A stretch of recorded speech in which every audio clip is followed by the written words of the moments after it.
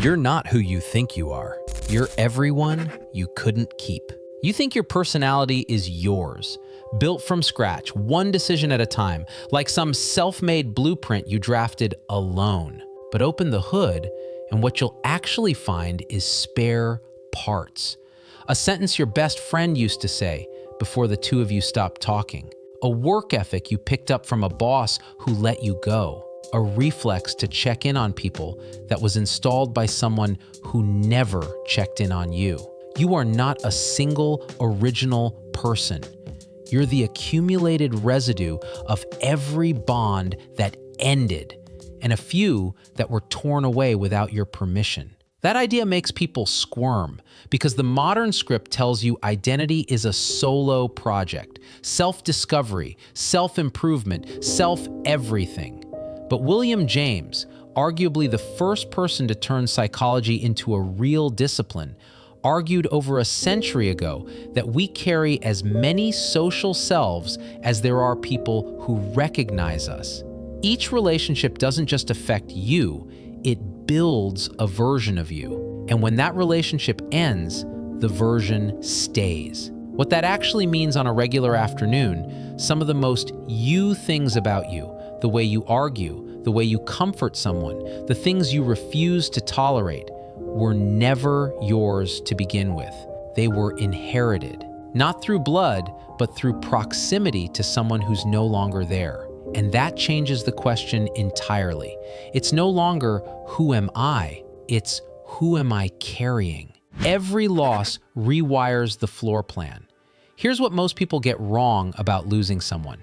They think it removes something, like a house after a robbery. Same structure, just emptier. But loss doesn't hollow you out.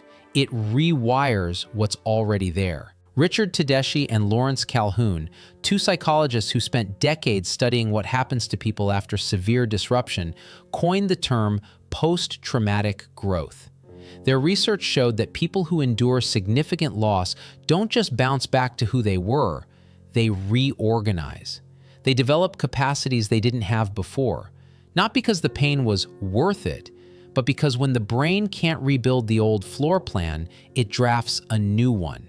Boil that down to something you can actually hold. You are literally not the same person you were before you lost them. You call it change. Your nervous system already filed it as renovation. The cool exterior isn't coldness, it's load-bearing architecture. There's a person everyone knows but nobody fully reads. The one at the office who never raises their voice. The friend who shows up with water and a plan while everyone else is still spiraling. The parent who holds it together through the crisis and only processes it 6 hours later, standing alone in a dark kitchen at 1 a.m. People label that emotional detachment, repression. You should talk about your feelings more, but most of the time, what they're looking at isn't avoidance. It's a skill that was forged under pressure, not chosen off a shelf.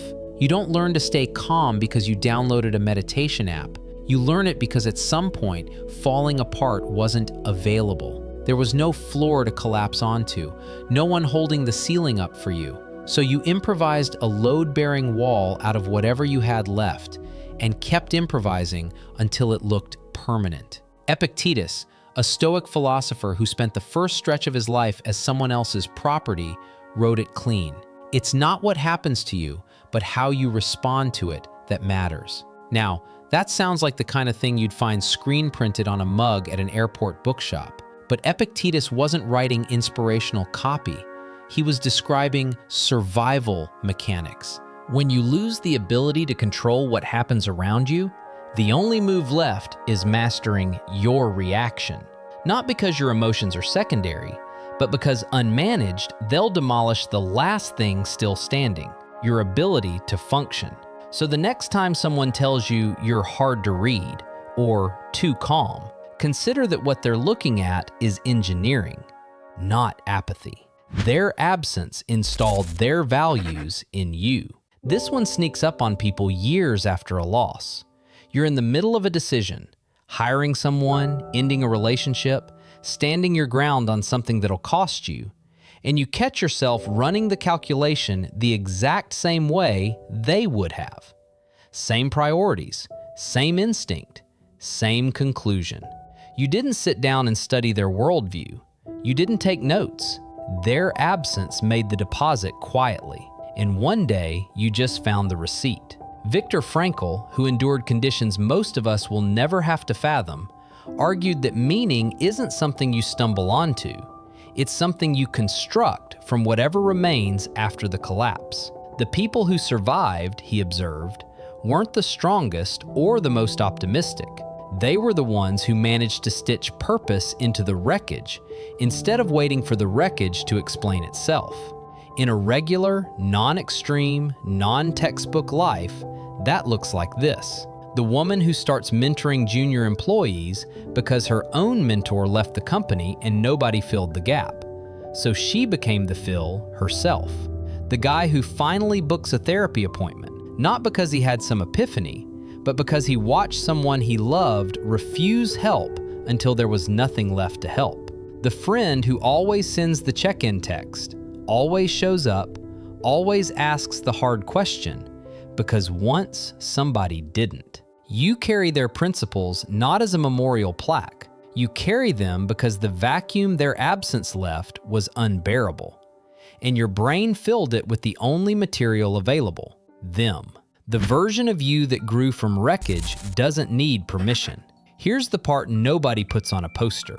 Post-traumatic growth doesn't feel like growth. It feels like a limp that became your natural walk. It feels like being 24 and already knowing which conversations aren't worth finishing.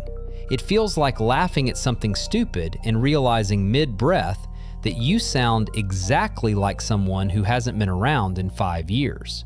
The instinct is to treat that as damage, to frame every inherited reflex as a wound that needs closing. But scar tissue, biologically, measurably, is tougher than the original skin.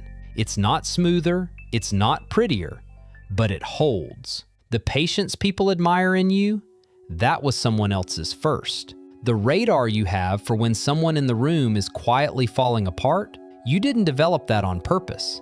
It was left behind, like a tool on the counter of a house whose owner walked out.